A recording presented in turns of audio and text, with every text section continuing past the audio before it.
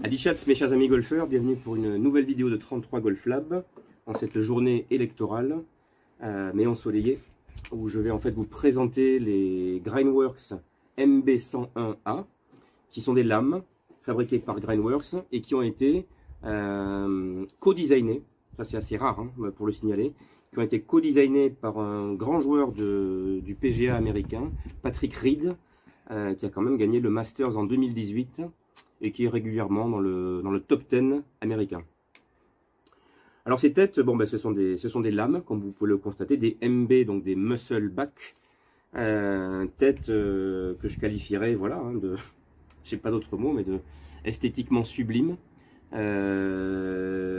lames. Alors c'est vrai qu'aujourd'hui le marché des lames c'est beaucoup restreint parce que il y a quand même de moins en moins d'amateurs qui jouent des lames. Mon cas est un peu particulier parce que moi depuis mon enfance j'ai toujours joué des lames, parce qu'à l'époque il n'y avait que ça quasiment dans le Lot-et-Garonne, donc voilà, donc on m'a mis des lames entre les mains et depuis 35 ans, 36 ans plus tard je joue encore des lames. Donc c'est vrai qu'à chaque fois que je vois passer des lames à mon atelier, je suis très heureux parce que pour moi une lame c'est synonyme d'esthétique, mais aussi de simplicité, de compacité, de travail de balle. Voilà, c'est pas synonyme de gain de puissance. Et d'ailleurs c'est ce qui est très bien expliqué sur le site de Grindworks sur les MB101. C'est vraiment que la demande de Patrick Reed lorsqu'il a co-designé ces têtes, c'était vraiment des têtes qui lui permettent ce qu'on appelle du shot making, c'est-à-dire la capacité de pouvoir faire des coups punchés, de pouvoir travailler la balle. Voilà. Alors aujourd'hui, eh bien, je vais aller livrer cette série de fers à un joueur talentueux que j'ai rencontré il y a environ 3-4 semaines en fitting à Ambès, Mathieu Parenteau, qui est enseignant au golf de Villeneuve-d'Ornon, pas très loin d'ici. Et ce que je peux vous dire, on va le voir là à la livraison, c'est que s'il me les a commandés, évidemment, c'est que ces têtes lui ont plu. Ensuite, j'ai affiné le choix du shaft, le grip, la longueur, l'équilibrage, etc. Mais en tout cas, ces têtes sortaient vraiment du lot en ce qui le concerne. On a été, lui et moi, assez frappés de voir non seulement un gain en dispersion par rapport à pas mal de têtes que je lui ai fait essayer, des qualités. C'est souvent le match cavité contre lame. Superbe qualité également chez Grindworks. Ici, vous avez la MB202. Mais Mathieu a préféré la lame. Et on a même constaté, était-ce un jour particulier, je ne sais pas, mais on a même constaté, j'ai constaté, un gain assez significatif en distance, entre 5 et 10 mètres avec son fer 7. Sachant que là, on parle de lofts qui ne sont absolument pas trafiqués, puisque le fer 7 de Grindworks là fait 35 degrés de loft. À voir dans un petit moment au practice de Villeneuve. Il me tarde de voir Mathieu les essayer et d'avoir son feedback. Si vous avez des questions bien sûr sur ces têtes, n'hésitez pas, je suis là pour y répondre. À tout à l'heure à Villeneuve.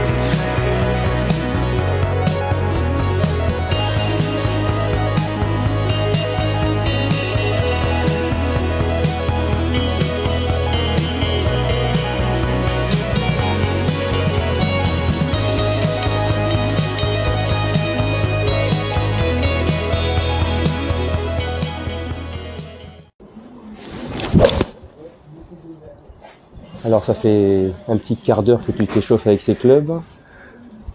Comme ça, à froid justement. Ouais. Ou à chaud, j'en sais rien. Quelles sont les premières... Est-ce que tu notes des différences? Mais Ah ouais. Très sincèrement. Ouais, bien sûr. Est-ce que tu as joué toute ta vie Moi, déjà, je sens que le poids est plutôt en tête, donc j'arrive plus facilement à représenter la tête dans l'espace. Bon. Et du coup, ça, c'est quelque chose qui me plaît parce que je suis assez sensitif, que j'avais du mal à ressentir avec mes précédents où le poids était un peu plus réparti dans le shaft. Absolument. Et du coup, je sens que je peux travailler la tête de club parce que vu que je la représente, je peux travailler aussi l'orientation de la face. C'est tout à fait logique. Et ça me rythme. Et aussi le parce tempo. Parce que je vais jouer vraiment avec le club alors qu'avant, c'était vraiment de la manipulation, quoi.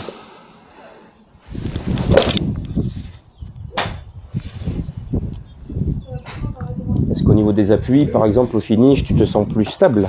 Ouais, bon là, en ce moment, là, je suis les jambes un peu fatiguées. Ouais. Mais je me sens plus coordonné, par contre. Donc, donc du coup, vu que je vais avoir le bas du corps qui sera plus coordonné, plus stable à la fin. Mais je sens surtout que je peux pas faire des grosses... Il y a de belles pastilles là, quand même. Il y en a une ou deux un tout petit peu au talon, mais sinon c'est très propre. Hein. Très propre. Hein. Ouais. Allez, joue-nous le faire 4. Allez. Allez, le 4. Faire 4, hein, maintenant que tu es un petit peu chaud. Voyons un peu comment tu peux l'envoyer celui-là. Au niveau du shaft, je me souviens déjà plus que tu jouais comme shaft, pardon. C'était du NS Pro. Tu jouais des Nippon? C'était du... des 105 ou des... Ouais. Non, c'était plus. Des 115 ou des... Ouais, 115 je crois. Donc là, ouais, je le sens. Qui a un profil différent. Celui-là, il est plus raide en bas. Ouais. Petite gratte. Ouais, mais... Qui va quand même avancer. Ça va. Pour une gratte, ça va. Hein.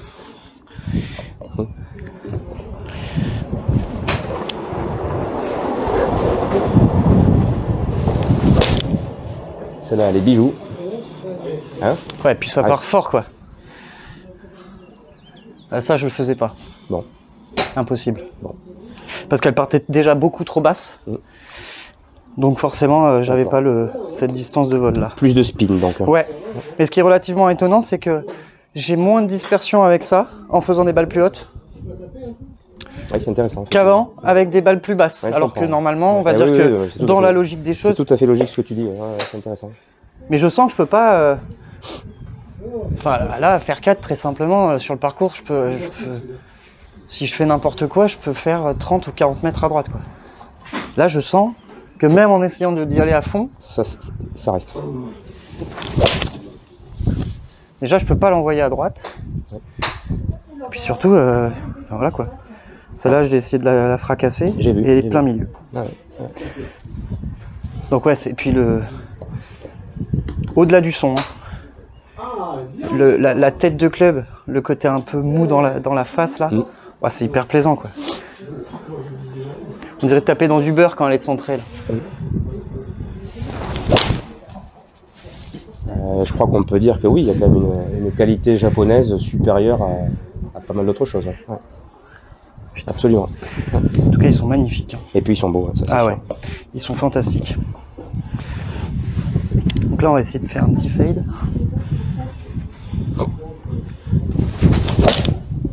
Un petit fade en... J'y ai passé du temps sur tes clubs. Bah beau boulot. Hein. Je les ai fait comme si c'était les miens. Fade balle basse. Superbe. Superbe. On voit pas trop les trajectoires à la caméra, mais balle basse en fade. Superbe. Mais elle est réussie. Ah ouais. Autant draw. Et allez. Ah, elle revient pas, mais je pense qu'il y a le vent qui ramène à droite. 2 mètres de draw, quand même. Ouais. Mais il y a le vent hein, qui la retient. Hein. Dans les données, je pense que je suis un peu plus. Je pense, putain, elle est hyper longue en plus, celle-là. Basse en draw.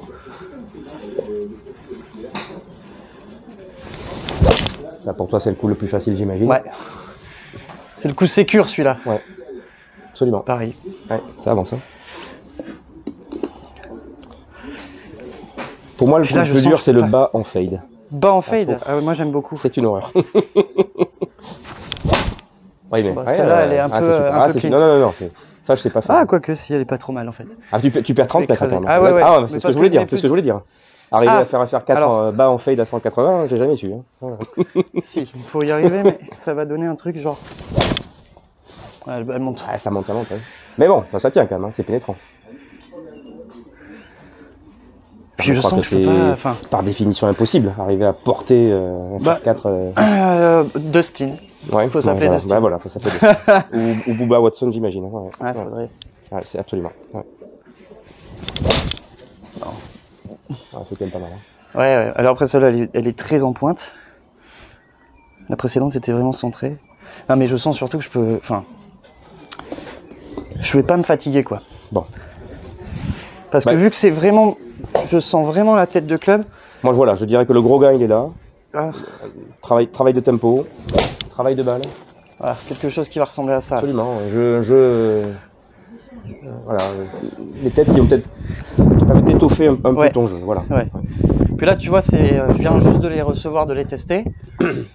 Bah, quasiment toutes les trajectoires que je te dis que je vais essayer de faire, Tu les as faites. elles sont pas forcément parfaites, mais elles sont toutes réussies. En tout cas, tu n'en as pas raté. On est bien d'accord.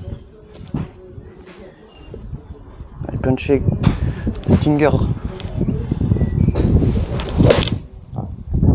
Super. Ah, c'est fantastique. On dirait une manette. Tu sais, c'est les joysticks quand tu joues à la console. Là. Tu fais ce que tu veux avec.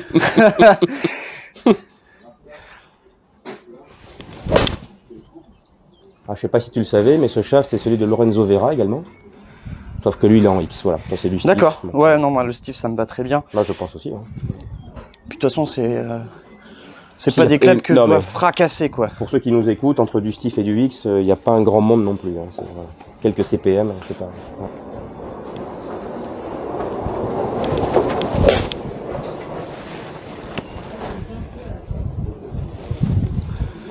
Ça, j'ai essayé un truc. Oh, c'est ça c'est étonnant, tu vois. Ça, c'est étonnant, là.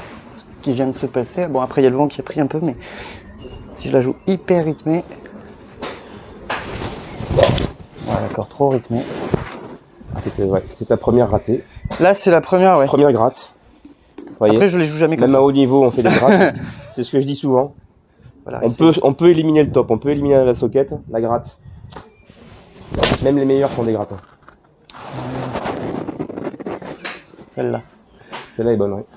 C'est celle-là que je voulais faire. Impeccable. Allez Mathieu, je vais te poser quelques questions. Bien. Mathieu, bonjour. Bonjour Arnaud. Et bienvenue à tous qui regardent cette vidéo sur le parcours de Villeneuve, à quelques kilomètres de Bordeaux.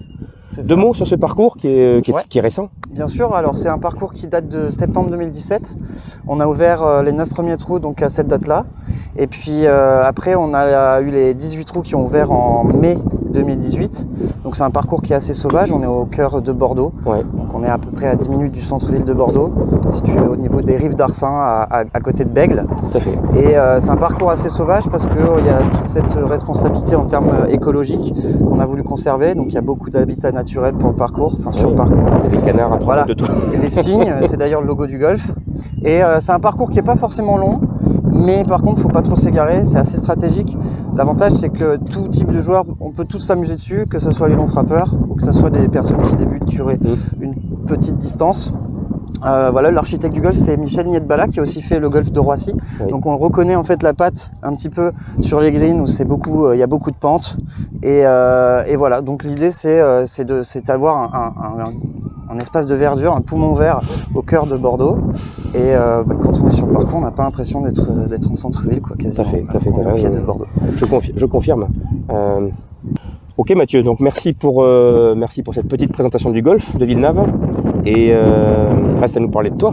Tu es venu me voir pour un fitting. Ouais, exactement. Et voilà, 2 mots sur toi, ton parcours de golf. Moi j'ai commencé le golf à l'âge de 5 ans. Donc à Lacanau, donc je suis quand même de la région. J'ai découvert le golf avec Hugues Soulas, qui a été le directeur finalement du golf de Villeneuve. Qui est passé par Margaux. Exactement, et puis ici. Bordeaux-Lac également, et qui aujourd'hui est à son compte et également il forme des enseignants. Donc c'est lui qui m'a formé en tant que joueur, mais aussi en tant qu'enseignant. Et donc du coup j'ai toujours joué avec mes parents en étant plus jeune, beaucoup pour le plaisir. Après il y a eu les compétitions jeunes sur lesquelles je me suis beaucoup investi parce que je suis assez compétiteur dans l'âme. Et puis arrivé. Tu as un petit palmarès de Grand Prix j'ai gagné un Grand Prix en deuxième enfin trophée. Du coup, c'était la deuxième série en Grand Prix de Casteljaloux. Je sais plus la date, je m'en souviens plus du tout. Et après, j'avais fait quelques top 10. Mais je jouais assez peu sur les périodes où il y avait beaucoup de Grands Prix et où je commençais à avoir un bon niveau. Oui. Parce qu'il y avait les études. Et du coup, je mis quand même pas mal l'accent sur les études. Et très tôt, tu as su que tu voulais devenir prof de golf et non pas pro sur le tour? Oui, ouais. Très tôt, je savais que dit, bon, pro de golf, j'avais pas forcément le niveau, ni le temps en fait pour me consacrer aux entraînements pour atteindre ce niveau-là. Par contre, j'ai toujours eu ce côté très pédagogue. J'ai toujours travaillé avec les gens, alors notamment avec les enfants. Exactement, parce que j'étais animateur et responsable d'animation dans les villages vacances. Et du coup, le golf était ma passion. Et arrivé à un moment donné où je me suis dit, je peux plus faire ça parce que ça me prend trop de temps. Qu'est-ce qui pourrait mêler ma passion et ce côté pédagogie, enfin ce côté relationnel? La réponse est évidente. Du coup, la réponse est venue d'elle-même. Ouais. Et du coup, j'ai eu l'occasion en fait d'avoir Hugues qui m'a proposé ce poste quand le golf a ouvert. Parfait. Donc c'est bien tombé. Et ici, tes élèves, c'est tout type d'élèves ou vous focus sur les enfants à nouveau? Non, on a 500 personnes en cours, des adultes, qui prennent des cours régulièrement en collectif. Donc on a une formule un petit peu phare qui permet d'avoir des cours à volonté toute l'année. On les emmène beaucoup sur le parcours parce que c'est la démarche qui a été proposée dès le début et qui fonctionne beaucoup. Oui, tu m'en avais parlé de ça. On joue au golf sur le parcours. Ouais. Et on va changer des détails plutôt sur le practice, mais on apprend à jouer sur le parcours. En tout cas, c'est comme ça qu'on voit ça. C'est comme ça qu'on voit le golf et c'est quand même plus ludique. Et après, on a 150 enfants à l'école de golf. Quand même. Hein. Et ça va être encore une évolution parce qu'on a dû en refuser cette année parce qu'on avait trop de demandes et pas assez de place, pas assez d'enseignants. Donc aujourd'hui, on est 5 enseignants avec 500 adultes et 150 enfants. Ça fait 650 personnes qui prennent des cours relativement régulièrement. Ah oui, c'est sûr que effet Covid, tu l'as senti? Effet Covid, on l'a senti. L'engouement pour le golf? Exactement, ouais. Alors, pas forcément par rapport au nombre de nouvelles inscrits, mais par rapport à la tranche d'âge et les catégories socio-professionnelles. Ouais. On a des personnes qu'on n'aurait pas pensé à pouvoir toucher il y a 5-10 ans, on va dire. Beaucoup de jeunes qui se mettent au golf, de plus en plus aussi de jeunes couples qui viennent. Trentenaires. Exactement, beaucoup de trentenaires.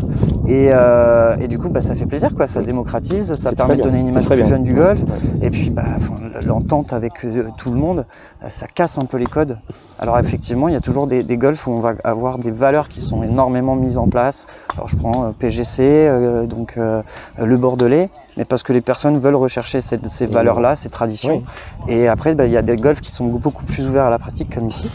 Et je pense qu'il en faut de plus en plus, quoi. Il faut tout type de structure pour tout type de golfeur. Je suis absolument d'accord avec ça. Il faut répondre à toutes les attentes. Absolument, absolument. Ok Mathieu, très intéressant. Eh bien, je sais que parmi vous, il y en a beaucoup qui habitent aux 4 coins de la France, mais si vous passez un petit séjour à Bordeaux, n'hésitez pas à venir passer un bon moment à Villeneuve, à dire bonjour à Mathieu, si vous avez besoin d'un petit cours de golf. N'hésitez pas à venir me dire bonjour à moi aussi, ça me fera très plaisir. Voilà Mathieu, écoute le mot de la fin, apparemment tu es très content de ces clubs. Exactement. Mais le vrai test, c'est le parcours. Exactement. Je vais y aller dans une heure là. Donc comme ça, je pourrais tester.